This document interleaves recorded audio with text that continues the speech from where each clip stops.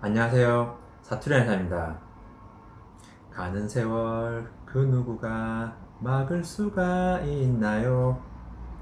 학창시절에도 알고 있던 노랫말이지만 나이가 들어가면서 어떻게 저렇게 짧은 노랫말에 시간에 대한 느낌을 이렇게 잘 표현했을까 싶습니다. 한 해 한 해 세월이 흐르면 사람은 나이가 들면서 늙습니다. 피부에는 수분이 줄어들고 탄력도 떨어지면서 주름이 지죠. 몸속의 뼈와 관절도 늙는데 이걸 퇴행성이라고 합니다. 이 사진은 실제로 저한테 치료받으신 분의 허리 3차원 CT 사진입니다. 왼쪽이 30대 후반, 중간이 50대 초반, 오른쪽이 70대 후반입니다. 가만히 있어도 중력이라는 힘이 허리를 내리 누르기 때문에 나이가 들면서 디스크는 얇아지고 척추뼈는 넓적하게 뭉개지듯이 변형이 됩니다. 이런 걸 퇴행성 변화라고 하죠. 그리고 뼈는 우리 몸에서 가장 단단하고 변화가 더딥니다. 그래서 오랜 기간에 걸쳐서 서서히 진행되고 또 퇴행이 진행된 후에는 더욱 심해질 뿐이지 덜해질 수는 없습니다. 이런 퇴행성 변화가 진행되면 뼈 사이사이에 구멍이 좁아지면서 거기를 지나는 신경이 자극되는데 이것을 척추관 협착증이라고 합니다. 나이가 들면서 허리가 굽어지는 분이 대부분 척추관 협착증이죠. 나이가 들면서 척추나 관절의 퇴행은 나타날 수밖에 없지만 진행되는 속도는 사람마다 다릅니다. 그래서 어떤 분은 나이가 70, 80이 되어도 허리를 꼿꼿이 펴고 생활하시고 또 어떤 분은 나이가 60대인데도 불구하고 허리가 구부정합니다. 그렇다면 무엇이 이런 차이를 만들까요? 바로 염증의 관리입니다. 염증이 있으면 아프죠? 그래서 염증의 관리는 편하게 통증의 관리라고 생각하셔도 됩니다. 만성적인 염증, 그러니까 만성적인 통증이 퇴행성 변화를 앞당깁니다. 주위를 둘러보면 젊은 시절부터 아이고 허리야 하는 말을 달고 사시는 분들이 대체로 이른 나이에 허리가 굽어집니다.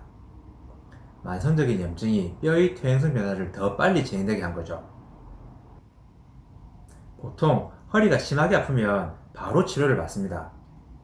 그런데 일상생활에 무리가 없을 만큼 애매하게 아프면 치료를 미루고 그러려니 하면서 통증에 적응해서 참고 지내는 분이 많습니다. 이런 경우가 문제인데 그 이유는 이렇게 장기간 지내다가 통증이 더 심해져서 검사를 해보면 퇴행성이라는 진단을 받을 수 있기 때문입니다. 빠른 분들은 30대에도 척추의 퇴행이 진단되기도 합니다. 허리 통증의 역학에 대한 연구 결과를 살펴보겠습니다. 그대로 보면 이해가 쉽지 않으니까 편하게 풀어서 말씀드리겠습니다. 요통 환자의 80%는 6주 안에, 한 달 보름 정도 되겠죠. 6주 안에 자연적으로 통증이 치유되지만 나머지 20%의 환자는 치료해도 낫지 않고 통증이 지속된다고 합니다. 여기서 말하는 치료는 주로 침상 안정과 약물 치료를 말합니다.